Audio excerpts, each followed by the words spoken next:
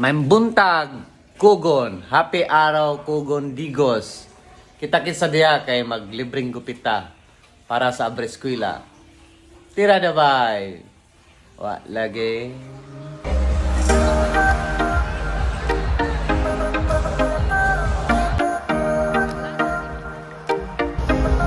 Last na gyud.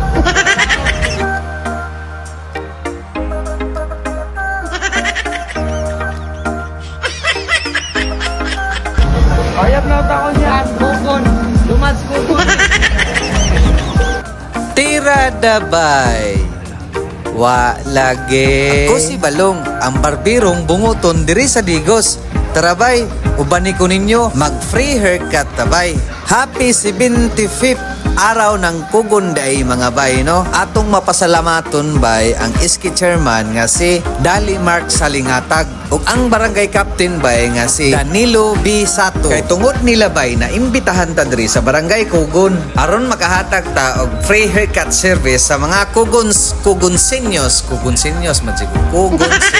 Ato apong mapasalamaton bay ang mga owner sa mga barbershop kay ilang mga barbero bay kay gitugutan nila og attend ani nga event. Maong more power sa inyo mga boss og madam. Grabe jud kakugihan ning atong iski chairman diri sa Kugon ba. Hi.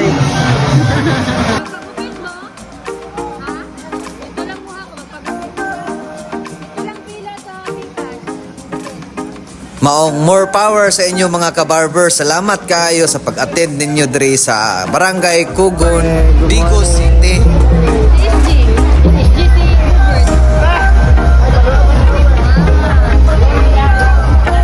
Salamat kayo sa nag-sponsor daybay sa mga barbershop, Mali Barbershop, Lyrics Barbershop, SG Barbershop, The Gentleman Barbershop, Davao, Ahal Barbershop, Robert the Champ Barbershop, Malong Barbershop, Digos. Daghan kang salamat sa mga barbershop na nagsuporta sa Digos Barber Advocacy sa mga barangay official diha. Pwede ninyo ming imbitahon sa inyong mismong barangay ang among grupo para makahatag og free haircut community service diha sa inyong barangay. Message lang mo sa page sa Balong Barbershop Digos. Santa Maria Bird Barbershop.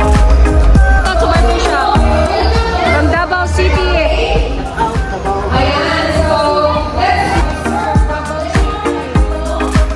from Abansulan Barber. Mark Bryan.